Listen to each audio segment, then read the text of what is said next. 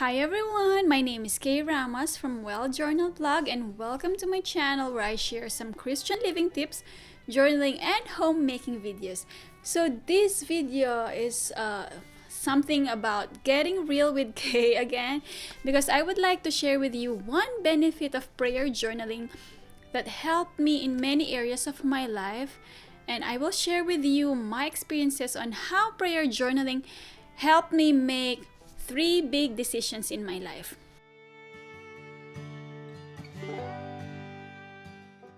So I've been a fan of using prayer journals to write down my prayers, and it has helped me transform my prayer life over the years. In fact, I have shared several videos about it and the basics of starting one in case you have no idea where to begin. So I will link all of them in the description box below in case you guys want to check them out. Anyway, like I said, I want to share with you today the 3 times where I made big decisions in my life with confidence with the help of a prayer journal. Now, I am not saying that just because you wrote it in your prayer journal, then it will happen. The act of writing itself or writing it in a prayer journal gave me the clarity and confidence knowing that these are the things that I continuously lifted to God. And over the years, they kind of evolved. God delayed answering them. God took His time answering them. But they helped me gain clarity in order to make big decisions in my life. And even though I was praying for them, I also tried to be conscious of the fact that I have to respect God's will for my life. So the first one is the biggest one for me, choosing the man that I will marry. So I started praying and journaling about this one at a very young age, even before I was baptized as a Christian. I think I was 15 years old at that time when I was in junior high school. So anyway, it started like this. So the husband of our chemistry teacher had to go in and out of the hospital several times, and I forgot what the reason was, but I vividly remember her sharing in the class how tough life is for them in the past few months because she would sometimes be absent from class. So she said she cannot give up because she loves her husband so much, and it's funny because she's actually a great chemistry teacher, but the lesson that really stuck to me the most is the life lesson that she shared. So she said that if we want to get married someday, then we have to start praying for that person. So she mentioned to be very specific and just ask God about it. To me, that's like, what is she talking about? But at the same time, it was an eye-opener because why would I pray for someone as early as now? I mean, I'm very, very young to even think of marriage. But of course, I like the idea, so I started thinking of all the qualities that I want for a guy. You guys, I had a very idealistic list. And of course, what do you expect? I was a teenager. So I wrote down my list in a notebook just because I like writing. And it got carried over when I was in college. There were several qualities added, and there were several qualities that got removed. And I would pray every night asking God for that list. So I would read that list to the point that I have memorized it already. So every time I pray, I present my list to God. And I would end my prayer like this: but you, Lord, know what's best for me. So please give me the best that you can give. But if you really want to answer my prayers, please let Him have these qualities. And I would pray about it for several years. And to be honest with you, I've written them in several notebooks, and I don't know where those notebooks are because I've moved to different houses over the years. And now I'm thinking that hopefully nobody saw those notebooks. Anyway, as you grow, you sometimes second guess yourself and second guess God, right? Especially when you see many of your peers in a relationship. Well, of course, thank God I did not, because for me, I did not feel that God showed me the person that I have been praying for. So, of course, I've had a few crushes in college because, a teenager sometimes gets some crushes.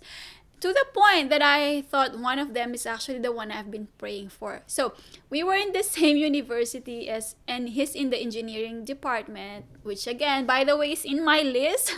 Like, I am that specific. Like, Lord, give me an engineer, and I don't know why. I can't explain it, but it's on my list. Anyway, I really thought that one of my crushes is the guy I've been praying for. Then we had the chance to meet because somebody paired us in a university event where, there was a marriage booth or something. But I was so shocked. I had no clue. Oh my gosh. It's like, I'm being nostalgic. It's like cold water was poured on me when I saw him.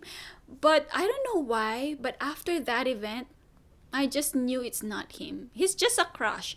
So I kept on praying again, and around 2011 was when I met a guy, and I never had a single inkling or clue about how he will play a huge role in my life.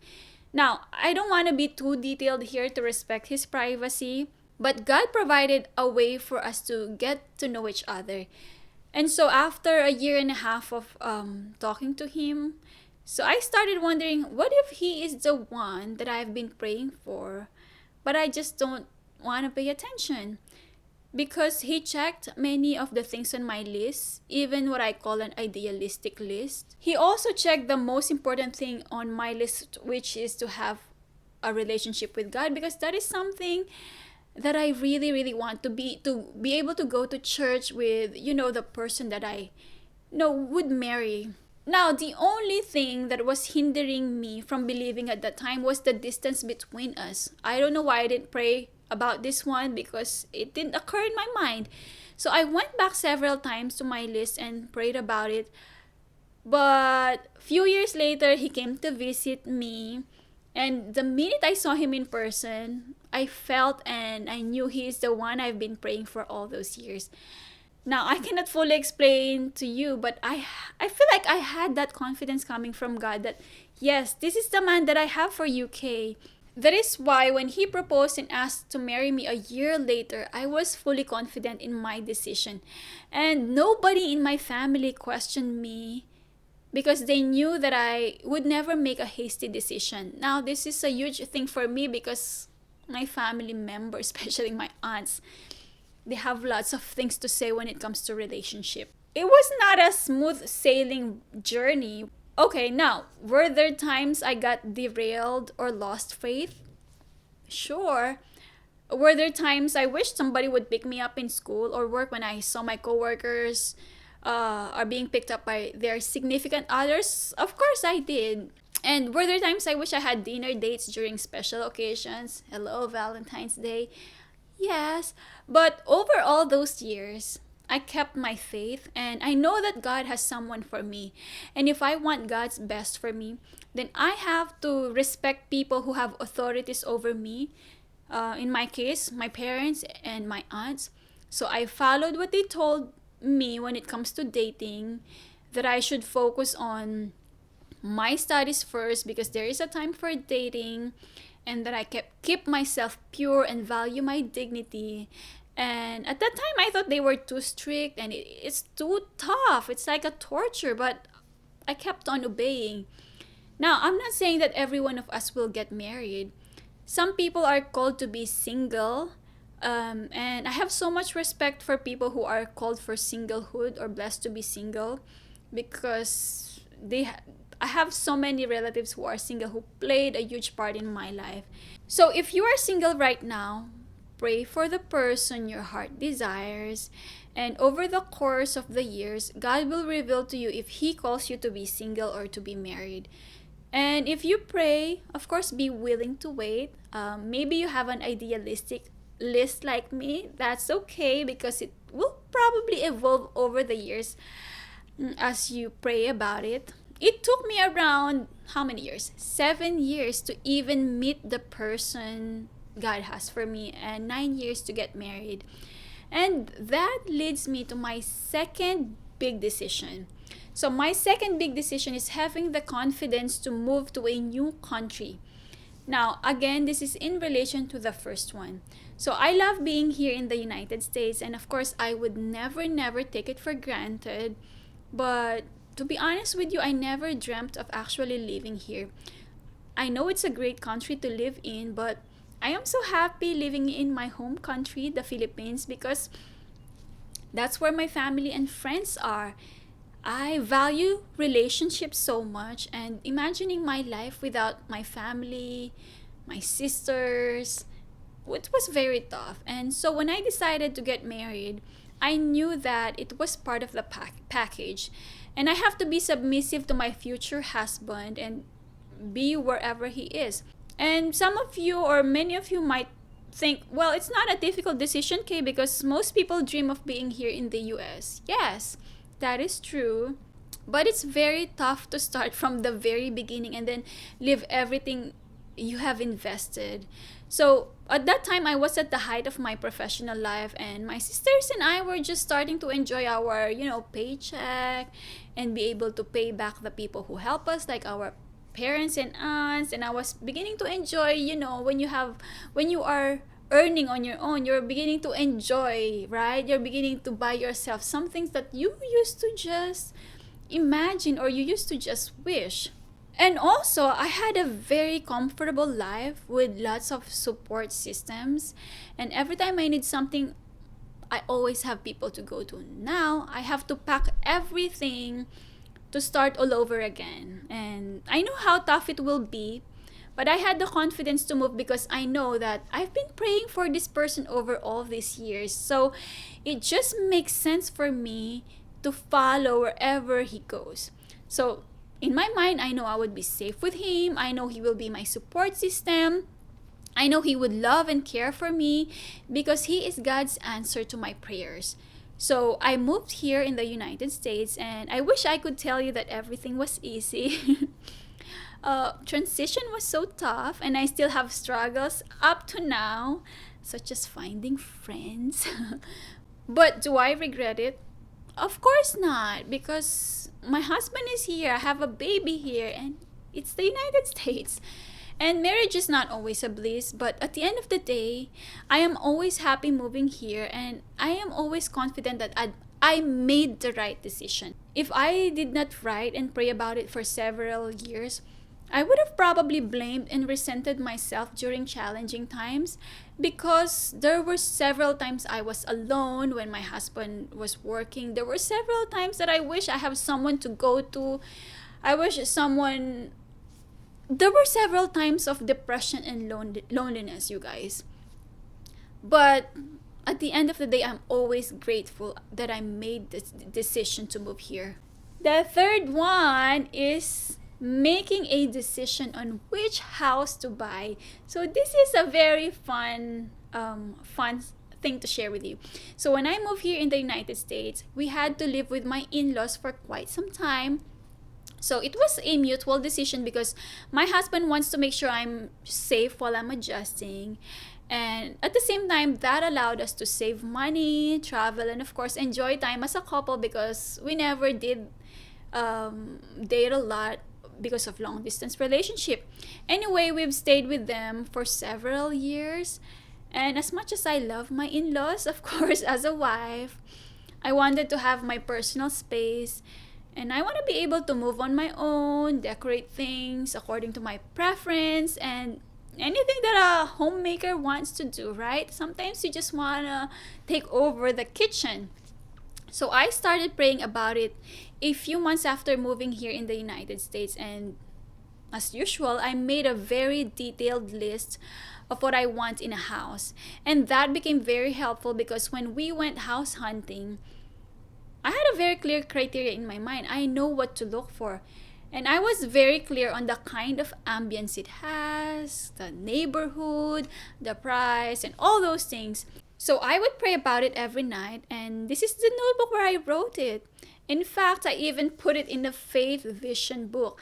Now, I'm not saying that whatever I wrote here or whatever I put it in the Vision book happens. In fact, I'm trying to get away from believing that there's a power just because I put it in a vision board or book or kind of attracted it. Now I'm trying to get away from that idea, but this is more of an inspiration. Anyway, we did lots of house hunting over the years to the point that I got embarrassed already by coming across some sales agents during an open house, and they say, "Oh, it's you again. You haven't found the house for you." As if we're not serious in our house hunt. So after 4 years of praying, we found a house, and it's a brand new house where they will build it for us, and it's in a nice location, and they even said they will include landscaping for us. So of course I was so excited about it, and I was so confident. Oh, maybe this is the house that I've been praying for. So we started processing bank statements. So we had our escrow check, and we were ready to close the deal the next day. For some reasons, I did not feel confident about it, because you guys, buying a house is a huge decision. It's a huge commitment. And I couldn't believe I was feeling that at that moment, because the next day we just have to sign the paperwork. But why am I having this struggle inside me? So my husband is at work, and I was having an internal conflict at home whether we should go on with the signing. I did not have a peace in my heart, and it did not help that my in-laws are also not on board with our decision, particularly with that builder. But again, in less than 24 hours, we have to sign the agreement. So I asked myself, why am I feeling this way? Why don't I have peace with this decision?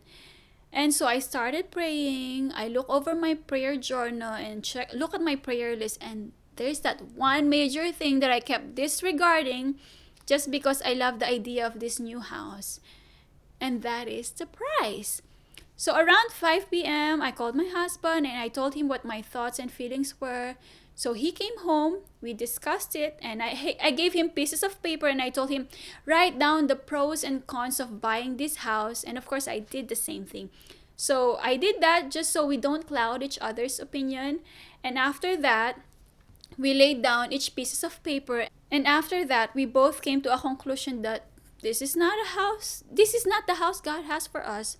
So we had to make the tough decision to call the agent and say that we are not going to proceed with the signing. What do you think happened next? Oh my gosh. Of course, the sales agent and our personal agent got so upset about our decision, but I was willing to accept rather than compromise. So, of course, a few days later, I got so depressed, and I even lost interest in finding our own house. But I kept reading my prayer journal, I kept praying about it, and 2 weeks later, out of nowhere, my husband saw this open house on Zillow. Then he asked me if we could check it. And to be honest with you, at that point, I already lost my interest in checking houses. But since he asked, I decided to go. And this was a 45-minute drive from our current house. So we stopped at the open house, and I liked how quiet the neighborhood is. And the houses are not the cookie cutter type of house, which I like, and I like the backyard. So the minute we went inside, I don't know why, but I felt at home. I was so surprised when I saw the kitchen because the house is not that big. But the kitchen, oh my gosh, it's so big. It's the kitchen of my dreams or of my prayers. To make the story short, we had to call our agent about it and we checked it again on a different day. Then we told her that we are going to put in an offer. So my husband told our agent, can you offer $10,000 below the listing price? And oh my gosh, our agent seemed to be horrified and said, guys, what are you doing? You are going to insult the sellers, and it's such a nice house. So if you really like it, then match the listing price. So she told us that they have several open house and there are already people who are scheduled to see it. But I don't know. My husband was so firm about it. That's our offer. Just try it. If they say no, then it's not the house for us. I wish you could see the reaction of our agent because she is 100% sure we are going to be turned down and lose our chance in this house. But we kept on praying and we stayed in the coffee shop while waiting for their response. And 30 minutes later, the seller's agent came back or replied and asked if we are serious. So We said, of course we're serious. And they said they cannot do the $10,000, but you guys, drum roll. They are willing to meet us halfway and cancel all of the scheduled open houses if we want to proceed. And our jaws dropped, of course, figuratively. Imagine that the price is already within the range I've been praying for all these years, and they were able to lower it down. And the reason is because they are both busy professionals and they don't like people coming in and out of the house, and they have kids, so it's such a hassle for them. So they just decided they just want to get it done. To make the story short, of course, we got the offer and then did all the paperwork. And when we met them in person during closing, they're so happy to see us. They were so surprised that we are very young. And I was so surprised that the wife is a Filipina too, which is so unusual in the place where we are. But anyway, the house that you see right now is a product of years of prayer. So the kitchen that you could see is the kitchen of my prayer for a long, long time. It's a result of more than 4 years of actually begging and trusting God to just, God, give us a house. And yes, this is that house. Anyway, this is such a long video, and every time I remember all of this, I feel so humbled by the goodness of God. Now again, I'm not saying that whatever you write in your prayer journal is going to be answered. I think for me, prayer journaling has given me the clarity on what to pray for and trust God that He will give the best for us based on His will, of course. And I think you will feel it when it comes from God. He will make you feel if it's time to let go of that prayer or keep on praying and wait for His time. I hope that this inspires you to trust God and keep on praying for whatever it is that you are praying for. I still have so many unanswered prayers in my prayer journal. And of course, I have a lot of answered prayers, but these three are the biggest of all. So hopefully this inspires you today. And if it does, of course, I would love it if you like and of course subscribe to my channel. Again, this is Kaye Ramos, and I appreciate you being here today. See you guys again next time. Love you with the love of Jesus. Bye.